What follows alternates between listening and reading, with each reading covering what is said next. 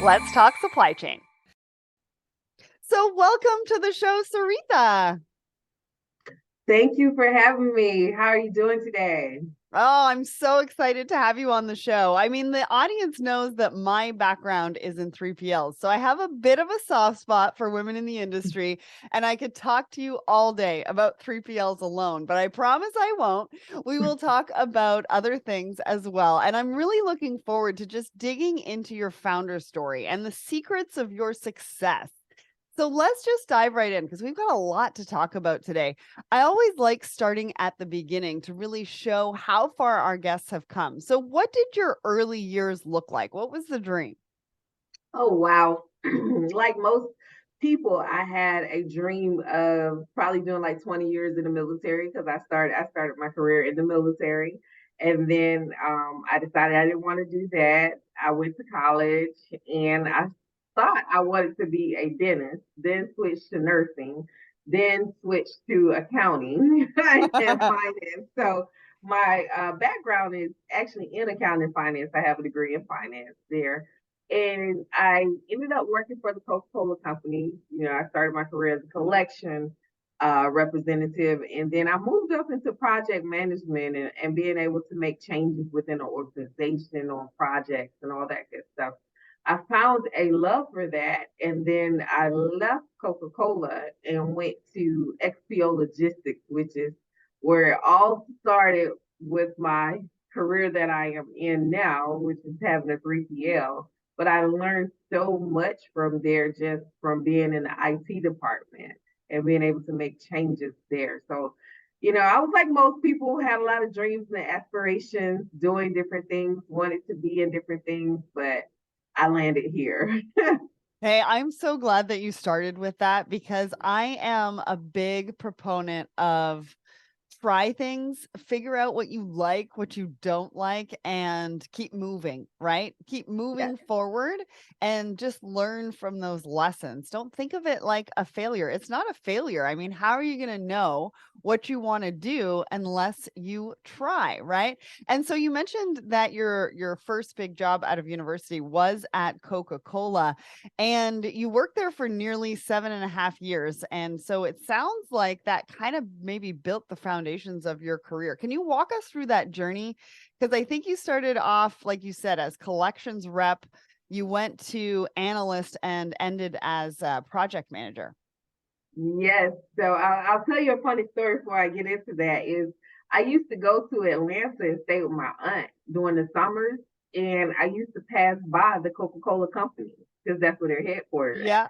And I remember being 16 years old and saying, I'm going to work there one day. That's going to be my Wow. job one day. And it's so funny. My first job offer out of college was at the Coca-Cola company. You So, manifested it. I mean, yes, power of manifestation. yes, speaking it into existence. Didn't realize I had that much power back then. um, I started there. I got hired as my first role as collection representative. And it started in their AR department, of course. And I was able to learn, you know, supply chain because a lot of things I was collecting on was in their supply chain department as well. And then I moved into a data analyst role. So within my first year, I was being promoted because I was, you know, performing so well. And I moved into a data analyst role where I started learning EDI and all that good stuff. And I worked on accounts that were electronic because a lot of people, you know, don't understand in collections there's a manual side and then there's an electronic side. And I learned that at an early age. So I moved into the EDI role, working on their accounts that were past due to technical issues and stuff like that. Then after that, I moved into a business analyst role where Coca-Cola had started this department in this new role because they were having trouble recouping their warranty. So it still had a little Mm. collection in it, but it was different department and it was more supply chain, of course. But I was able to also learn logistics through that because I was working with their suppliers that install, manufactured and install the fountain machines into businesses. Wow. So I was able to help them save like $8 million in warranty claims because they weren't doing it before. So a company Wow. called they were repairing it, didn't realize their machine under warranty, they could have got reimbursed. So as a business analyst, being able to do that and save the company money, of course, I was a shining star there. And then they said, won't you get into the Six Sigma program and do our Six Sigma program? So I went from there from green belt to black belt and realized like, oh, this, I did my first project and I was like, oh, I'm really good at project management and coordination and organization and all that good stuff. And I was also working on my master's degree in business management at the time. So once I finished my project and received my green belt certification and got into the black belt program, I started working on my project management certification. I received that, and then my journey to Coke came to an end because I received some attractive job offers Right. outside of Coca-Cola. Amazing. So what was it like working for a huge brand like that? Like, talk to us about the culture. I mean, you stayed there for 7.5 years, so I'm guessing that the culture was fairly good.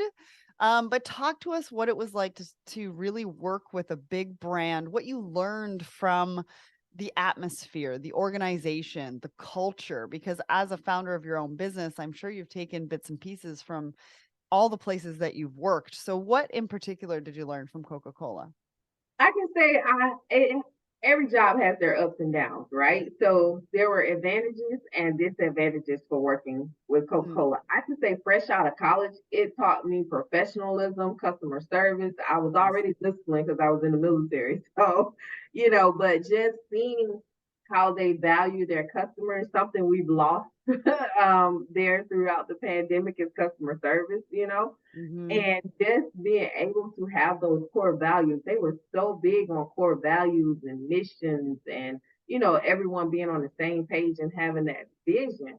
So just being able to learn that in my early 20s was Mhm. amazing Yeah. because a lot of things I didn't understand, I did not see, it didn't mean anything to me, but it meant something to them.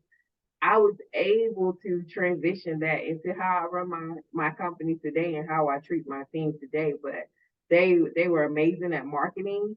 Mhm. Even though they're a beverage company, they're more known for marketing. So it taught me a valuable lesson that, no matter what brand you have, it's all about how you market it, right? Yeah, no, absolutely. And then you said you went to XPO Logistics. I mean, talk about shift, right?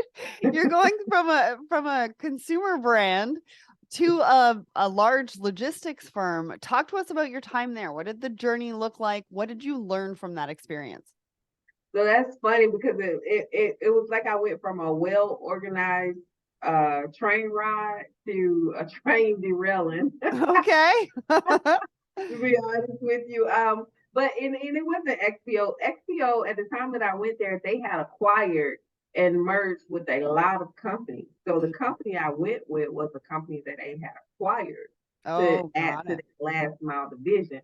So these people were true small business, brick and mortar that got acquired by a big company. So I went there thinking that it was going to be very professional, Coca-Cola like there. And it was like a culture shock for me. There are things that happened. I was like, oh, this would have never happened at Coke. Oh, they could talk, they could do this. So it was really just seeing the difference.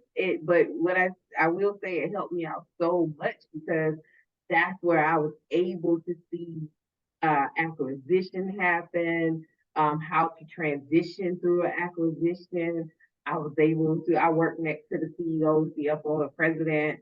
So I was able to hear their stories, understand, how they got to where they are to get bought out by such a large company. But I would definitely say the company grew faster than the people, which, like I say, Coco, they're established, they're experienced, they know processes and Mhm. procedures where everything had to be created at this company I went to when XPO acquired them.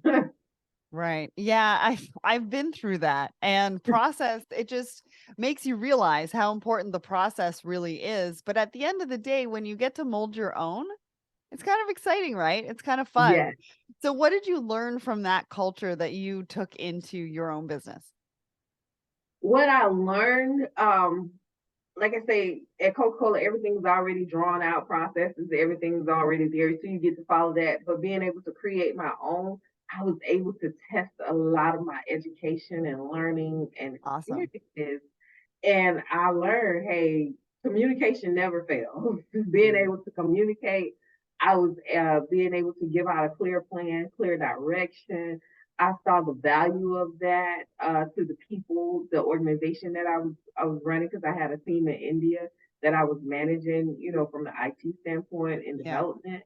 So it was so much that I learned, at, like I said, I was still young there. I was in my early 30s, and it was like, wow, I have this much power, because normally you don't get that type of power with an established company. And being able to educate people who were senior to me, to Right. let them know and have them being able to trust me and my vision and my thought process, put things in place. It was an amazing experience when I look back on it. Amazing. And then from there, you founded your own 3PL called SJW Logistics. What made you take that leap after less than 5 years in logistics to starting your own company? Yeah. So the good thing, the funny thing about working for a company that's been acquired, they were once an entrepreneur, right?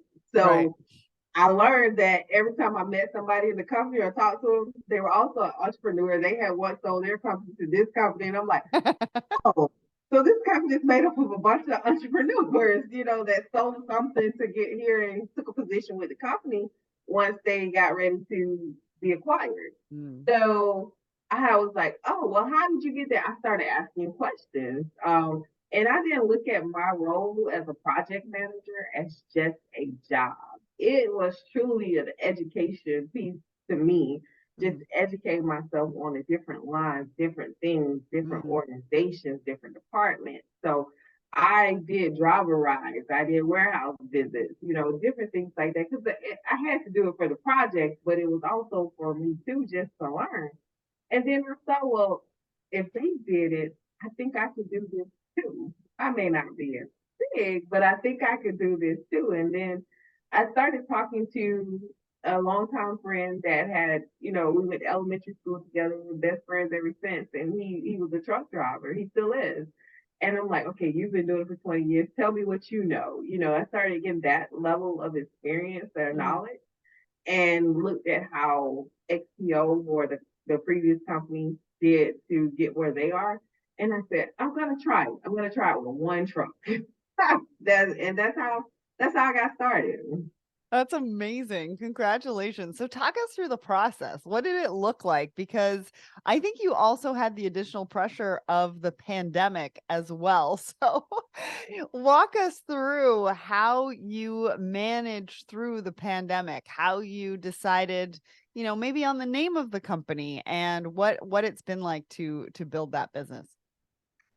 So I ended up, for the trucking side, it was actually starting in 2017, but I acquired it. So I ended up making a deal. I was like, I'm gonna go this route, get something a little more established. I had been working with them as a consultant Okay. for the company, so I was giving those strategies and plans. But I was like, I'm building this. I can just take it over. So 2020, I got laid off because Mm. all my projects got put on hold. Nobody needed IT work. Right. During the pandemic.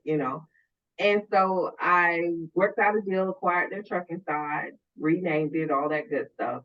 And they had 5 trucks, and I took it to 12 trucks by October, because I did Wow. the model of leasing on operators. Let's grow, because in 2020, what was a big thing was trucking. We need truck drivers. We need products delivered. We need products manufactured. So we took advantage of that. And then by the end of 2020, we saw like, oh, we're doing really, really well. So how about we expand from SJW Trucking and Deliveries into SJW Logistics and open a warehouse? So in 2021, we moved into a 22,000 square foot warehouse to Ooh. make it a full service 3PL. So that way for our customers, because during the pandemic, when it was really strong, everybody needed warehousing, cross docking, they were over ordering, a fear of a shutdown, all that good stuff. And our customers was like, can you help us? So we moved into the warehouse. And then last year, I said, a lot of the equipment that we had was older equipment. So with older equipment comes maintenance issues. Right. So we said, okay, well, our customers still want us to figure this thing out for them. So let us open a brokerage. And now we have what I call the true full service 3PL. We can do everything for our customer logistic wise all on one invoice. Amazing. And so how is everything going so far in 2023? I tell people 2023 is like a roller coaster. We're up 1 minute and down the next, up 1 minute and down the next. We had put our original growth plan on hold from 2021 because of some shifts and changes in the economy. Then we said we were going to pick it up in 2022. Once parts start getting in, our equipment can come back up. That didn't happen. So now we're like, we're going to make a run for it. We're going to pick back up with our original growth plans to get to 25 trucks by the end of 2023. And now we're at 18 trucks, so we're well on our way there. And then we're just going to also grow our order fulfillment side. So 2023, we're definitely seeing improvement in the business compared to when the shift started in 2022. But like everyone, most businesses, there we're experiencing the roller coaster ride with the economy of things that we cannot control. Well, and you described entrepreneurship at its finest, right? I think entrepreneurship and owning a business is quite the roller coaster ride, and it depends on a whole bunch of different factors and navigating through and pivoting and shifting. I mean, they talk about in supply chain agility, right? And resilience. Well, you definitely need to have both of those to be an entrepreneur. But what is your secret of your success? Because I was reading a post of yours on LinkedIn where you talked about the challenges you faced and the fact that our lives and careers are often not smooth sailing, which you just mentioned, right? So, how have you managed to navigate everything you faced and just succeed? I think I've managed to face it again. I got to give credit to my past career because, in corporate America, they're always talking about cash flow issues, sales going down, everything's based off sales. So I've been able to look at that and say, okay, I'm experiencing a similar challenge on a smaller level. So how did they overcome it? How did they do it? What can I do to do that? And a lot of it is again communication, talking with my vendors. They're letting them know we're partners. We're not just vendor supplier. We're partners. And being able to sometimes we have to take a step back and say I can't control everything. This may have to play out. I can't make it work. I can't figure it out. I can't work a miracle. Different things like that. I think has contributed to my success, being able to have that level head to know how to balance things out when they happen. Yeah, and I think what you're talking about is really a mix of the education that you did and then the real world hands-on experience and being able to bring those two together, right? Yes, yes. I That's why I say I value it so much because Yeah. my team tells me all the time, and I have a team that comes from different backgrounds, not all logistics or whatever. And they tell me their opinion on things, and then they'll say, "You're so quiet," or "You didn't say anything," and you did because I'm thinking in the background. I like to think first Mm, before I react there. And yeah. that's so critical in entrepreneurship. So you're a woman of color and you've moved through big corporate to male dominated logistics industry to founder and CEO. Can you talk to us about what your experience has been? I mean, if we have anybody of color that's, or any underrepresented groups that are listening to this and are so motivated by your story, talk to us about your experience and maybe what you would tell them about, navigating through corporate or navigating through male dominated or really navigating the entrepreneurship side.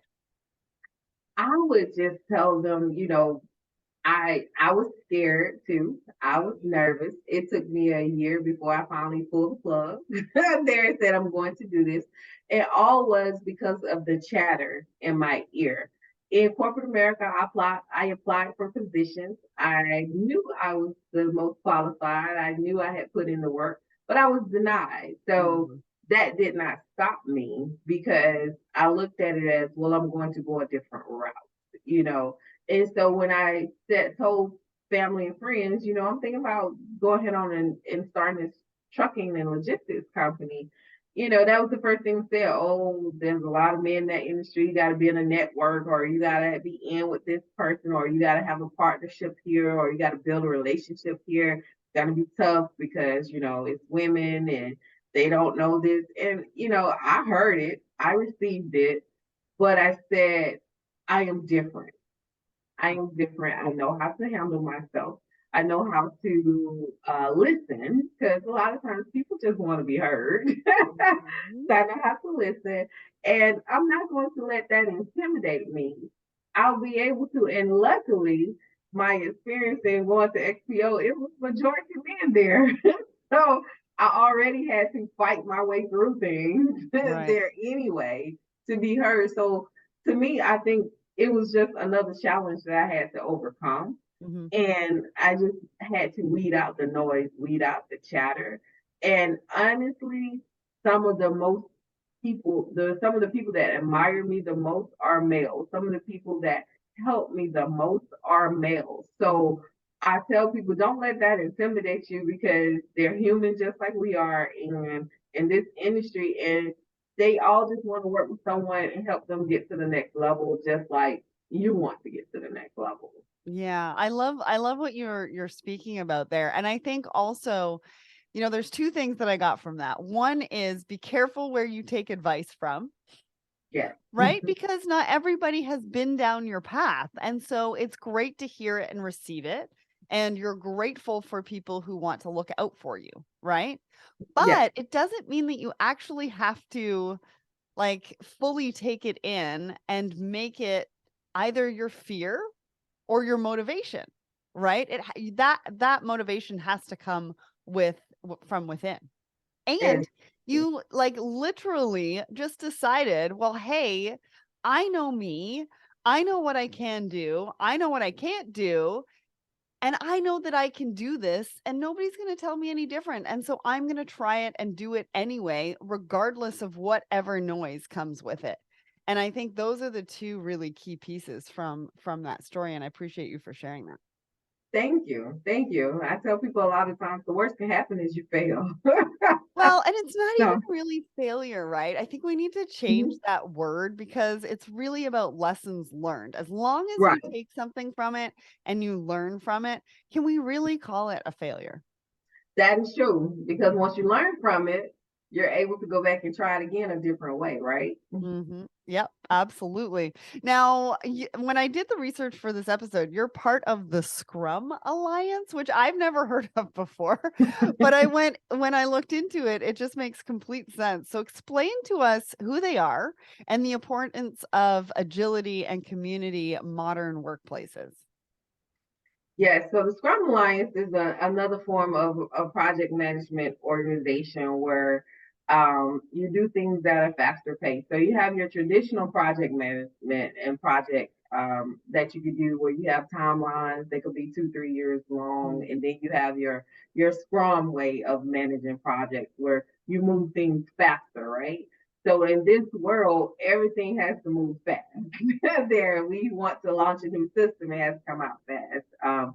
Just think COVID speeded up people using the internet probably by 10 years at this point because Mm. everything's online. People learn how to do it, especially brick and mortar. So with the Scrum Alliance, I'm a certified Scrum Master, meaning that I am able to put together a project at a fast pace where we may not accomplish the whole entire project or the whole entire goal there, but we break it up in bits and pieces to accomplish certain aspects of that project very quickly. Amazing. Amazing. Now, I guess the question that I really want to ask you now is can you really have it all? I mean, we've talked about agility, we've talked about community, and we've talked about, or we haven't really talked about, work life balance and the importance of boundaries. So, as a wife, mother, entrepreneur, and very busy CEO, how do you manage everything? Like, what tips or advice can you share to help anyone that might be struggling to find that balance? And when I say work-life balance. I use that very, very, very strategically because to me, it's like a lot of people look at it like 50-50, but it's kind of like a relationship, right? Some days you're going to be 80% one way, some ways you're going to be 80% the other way. And so when we talk about balance, how do you see balance and how does that work for you? For me, how I see balance is our heads are wrapped around technology, right? So I always tell people that little thing that you talk on all the time there, that telephone or cell phone, that is how I balance out my life. When you're an entrepreneur, you're a mother, wife, all that, you're very busy. So it's so easy to forget the important things Right. there. So what I do is to balance myself out, I put a lot of reminders in my phone. So my phone is like my second brain there. So it reminds me, hey, it's sad to say this, but hey, your child's birthday is coming up. You're gonna do a party. You got 2 weeks from now. Go ahead and send the invitations out, or this is coming up for your anniversary, or you have this appointment at work, or you need to go to this event. So I find my balance through my phone, to be honest, with my calendar. Being able to put things on the calendar, it reminds me where I need to be. I'm able to block off time to say, you know what, I'm not taking a meeting this day. I'm not doing any appointments or anything. I'm going to just spend time with my family. So it's all about, for me, everything has to be organized, documented. That's just my life at this point. But that is how I find that balance to feel like I have it all there, even though I don't. And it don't always go as planned, but for the most part, I feel I have a great work-life balance there. And I also have a team, so I do believe in delegating as well. Yeah. Yeah, yeah. And the team is really important, right? But also understanding with ebbs and flows, the team is going to change. It's going to expand, it's going to go, you're going to need different people for different things. But it's very important to find those. And how do you find those team members, right? Because I remember you talking about a Coca-Cola, they were very much about core values. Is that how you sort of run the company? Is that what you are instilling into your team members as well? Is that important? Yes. So we do have our team meetings. We have our one-on-ones, just like I'm in corporate America. There, and I tell them the vision. I tell them if the company is doing well, if it's doing bad, if we have a hiccup, just being able to communicate. But it also lets me know if we're all on the same page. Do we have the Mm. same vision? Because you know my vision. Are you on board with that same vision that I have? Yeah. Yeah. And I think also you probably do this in your one on ones, but making sure that they are living their best lives too, that they've got the work life balance, that what they're doing with you is on track to what they see for their future and their career as well, right? Yes, absolutely, absolutely. Because the people that are like, my vision is to one day exit. So I don't want my people just to be in the same position. I want them to be Yeah. able to grow to the next level as well. And you're very honest and upfront about that, Hmm. which I like. Like some people don't talk about that. Some people sort of like keep that guarded. Right? But it sounds like you are very open, honest, and authentic, not only with customers, but also your internal teams. And I think that is also a secret to your success as well, which I'm so glad you shared that with us. So, one more piece of advice. What advice do you have for girls and women looking to follow in your footsteps and for organizations looking to improve or better support up and coming women in the industry? I would advise anyone looking to follow in my footsteps. I think what has contributed to the most success that I have is having a mentor, having multiple advisors, having a consultant, being able to invest in myself. I didn't try to figure it out there on my own.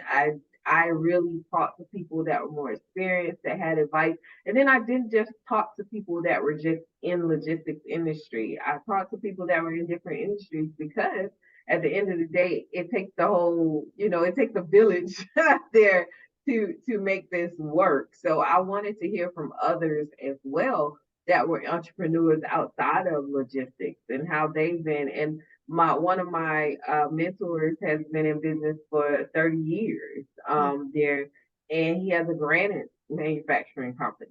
So just being able to, for him to share his knowledge and wisdom, I would advise everyone to get you a mentor or coach or someone you're thinking you'll save money because you'll get the right advice up front on how to get started, what direction you want to go.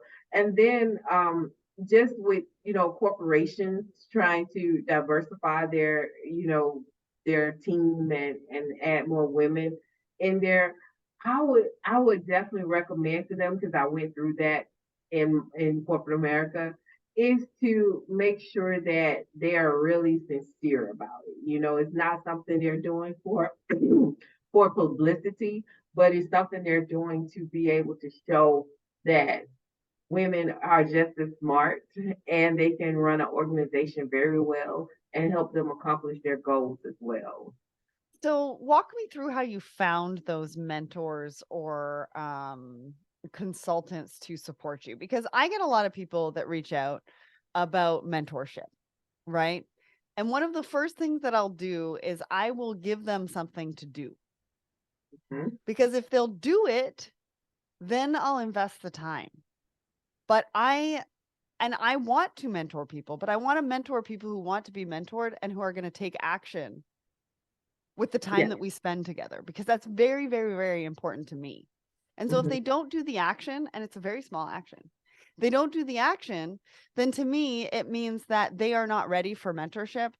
And I'm not ready to be able to provide that to them. And so walk me through what that looks like for you, or how you found it, or what that relationship looks like, because I think it's very important for people to really understand, when they're giving their time to you to be able to give you that advice and to mentor, it still comes at a price. Yes.